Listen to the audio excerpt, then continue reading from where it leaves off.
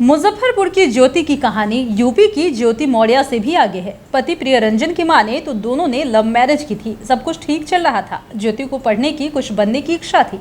प्रियरंजन का दावा है कि उसने पत्नी को पढ़ाया लिखाया। ज्योति ने दरोगा का फॉर्म भरा और सेटिंग के लिए 10 लाख रुपए भी मांगे।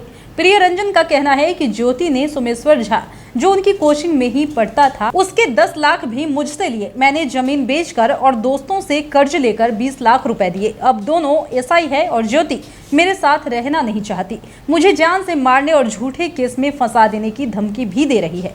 मामला जिले के सदर थाना क्षेत्र का बताया जा रहा है। मुजफ्फरपुर जिले के मुशहरी प्रखंड के निवासी प्रियरंजन और ज्योति की दोस्ती साल 2005 में हुई। धीरे धीरे दोस्ती प्यार में तब्दील हो गई। 2009 में दोनों ने भागकर दिल्ली में लव मैरिज कर ली।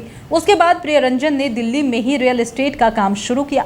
ज्योति ने 1 साल तक दिल्ली के बैंक में नौकरी की। साल 2012 में ज्योति को बीपीएससी की तैयारी करने का मन हुआ। उसने जब अपने पति प्रियरंजन से बात की तो वो राजी हो गया। उसके बाद ज्योति ने गुड़गांव में एक कोचिंग में तैयारी शुरू कर दी। 9 दिसंबर 2013 को दोनों को एक बेटा हुआ, जिसका नाम रेयांश रखा गया। वहीं 2016 में नोटबंदी के बाद प्रियरंजन का काम धीमा पड़ गया, जिसके बाद दोनों मुजफ्फरपुर वापस आ गए। ज्योति मुजफ्फरपुर में भी बीपीएससी की कोचिंग करती रही। पति प्रियरंजन के मुताबिक मुजफ्फरपुर लौटने के बाद कोचिंग में उसकी दोस्ती सोमेश्वर झा से हो गई। धीरे धीरे दोनों की दोस्ती बढ़ती गई और दोस्ती प्यार में बदल गई। इसी बीच 2019 में दोनों की नौकरी बिहार पुलिस में बतौर दरोगा के पद पर लग गई, जिसके बाद ज्योति साथ रहने से इनकार करने लग गई। 2019 में उसका चयन बिहार पुलिस में हो गया। नौकरी लगने के बाद 2020 से वह अपने पति के साथ रहने से इनकार करने लग गई। ज्योति को मनाने का काफी ज्यादा प्रयास किया, लेकिन पत्नी नहीं मानी। साथ ही अब वह पति को जान से मारने की धमकी भी देती है, जिसको लेकर पति ने एसडीपीओ पूर्वी से लिखित शिकायत भी की है। बताते चले कि ज्योति के 10 साल के बेटे ने बताया कि जब पापा घर पर नहीं रहते थे तब मम्मी हमको लेकर सोमेश्वर सर के घर जाती थी। वहां कई दिनों तक रहती थी। हमको दूसरे कमरे में सुलाया करती थी और मम्मी और सोमेश्वर सर एक दूसरे कमरे में सोया करते थे। 2019 बैच में बिहार पुलिस में नौकरी लगने के बाद ज्योति ट्रेनिंग पर चली गई।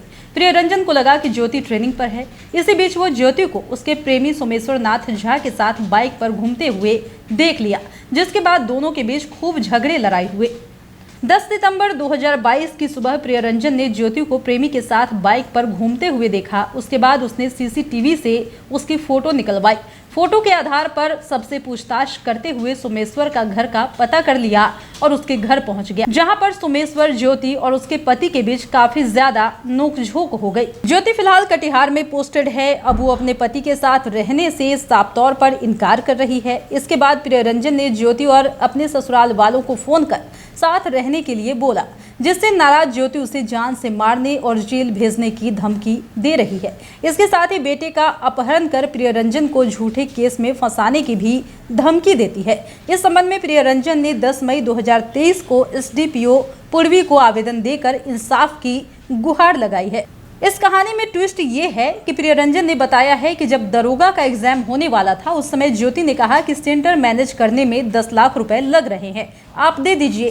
साथ ही कहा कि सोमेश्वर के पिता के पास पैसे नहीं है, आप ही दे दीजिए, वो बाद में लौटा देगा। जिसके बाद प्रियरंजन ने जमीन बेचकर और दोस्तों से कर्ज लेकर 20 लाख रुपए ज्योति को दे दिए थे। प्रियरंजन जब भी सोमेश्वर को दिए 10 लाख रुपया ज्योति से वापस मांगता था, तब ज्योति उससे लड़ाई करने लगती थी। तो ये थी बिहार की ज्योति, जिसने ज्योति मौर्य को भी पीछे छोड़ दिया है। और आपने देखा है कि कैसे उसके लव मैरिज से शुरू हुई कहानी में अब एक नया ट्विस्ट आ गया है।